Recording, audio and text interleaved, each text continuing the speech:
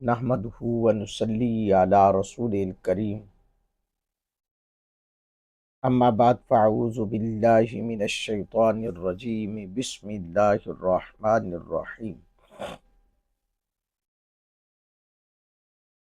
الصلاة والسلام علیک یا سیدی یا رسول اللہ وعلی آلک واصحابک یا سیدی یا حبیب اللہ۔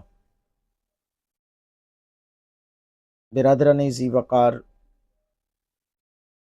اسلامی تعلیمات قرآن و سنہ کی روشنی میں، احادیث کی روشنی میں اور فقہی مسائل فقہائے کرام کی محبتوں اور عقیدتوں کے پیش نظر آپ کے سامنے پیش کرنے کی سعادت حاصل کرتا ہوں۔ آج اذان کے کلمات کے حوالے سے کہ اذان کے کلمات کتنے ہیں اور اذان کیسے پڑھنی چاہیے، اذان کیسے پڑھنی چاہیے اور اس کے کلمات کتنے ہیں، سماعت فرمائیے۔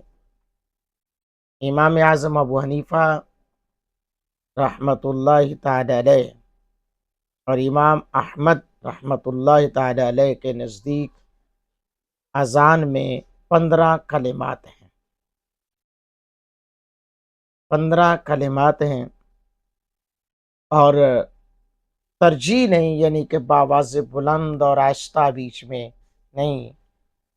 امام مالک اور امام شافعی کے نزدیک اذان میں ترجیح ہے، یعنی 2 مرتبہ شہادتین کو پست آواز سے کہا جائے اور 2 مرتبہ شہادتین کو بلند آواز سے کہا جائے۔ حضرات گرامی قدر، جو 15 کلمات ہیں وہ سماعت فرمائی۔ اللہ اکبر، اللہ اکبر، اللہ اکبر، اللہ اکبر، اشہد ان لا الہ الا اللہ، اشہد ان لا الہ الا اللہ، اشہد ان محمد رسول اللہ، اشہد ان محمد رسول اللہ، حی علی الصلاة، حی علی الصلاة، حی علی الفلاح، حی علی الفلاح، اللہ اکبر، اللہ اکبر، لا الہ الا اللہ۔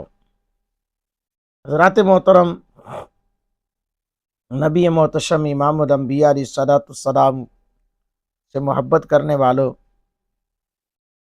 آپ نے اذان کے کلمات کو سنا۔ اس کے بعد یعنی کہ یہ جو کلمات ہیں یہ اصحاب رسول کو سکھائے گئے اور پھر فرشتے نے اقامت کے کلمات بھی بتائے۔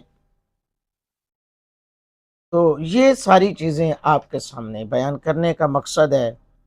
یہ جو اذان ہے نا، یہ اللہ تعالیٰ نے اپنے محبوب علیہ السلام کو بھی دکھائی معراج کی رات، لیکن اصحاب رسول کو بھی یہ دکھائی گئی، یعنی صحابہ کرام رضوان اللہ تعالی علیہم اجمعین کو بھی دکھائی گئی۔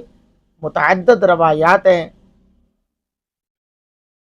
جو کہ میں نے پیچھے بیان کر دی ہیں۔ حضرت عبداللہ ابن عمر رضی اللہ تعالیٰ عنہ بیان کرتے ہیں کہ حضور علیہ الصلوۃ والسلام کو رات میں آسمان کی طرف لے جایا گیا، یعنی معراج کی رات، تو آپ کی طرف اذان وحی کی گئی۔ تو جب آپ واپس تشریف لائے تو جبریل علیہ السلام نے آپ کو اذان کی تعلیم دی۔ تو جو سب سے زیادہ کوی ہے حضرت عبداللہ بن زید رضی اللہ تعالیٰ عنہ، انہوں نے حضرت بلال حبشی رضی اللہ تعالیٰ عنہ کو اذان کے کلمات بتاتے گئے وہ، اور حضرت بلال حبشی رضی اللہ تعالیٰ عنہ بآواز بلند جو ہے وہ نماز کے لیے لوگوں کو پکارتے رہے۔ اللہ کی توحید اور نبی پاک صلی اللہ علیہ وسلم کی نبوت کی شہادت کی گواہی بھی اسی اذان میں موجود ہے۔ حضرات محترم، نبی پاک صلی اللہ علیہ وآلہ وصحبہ وسلم کے غلاموں،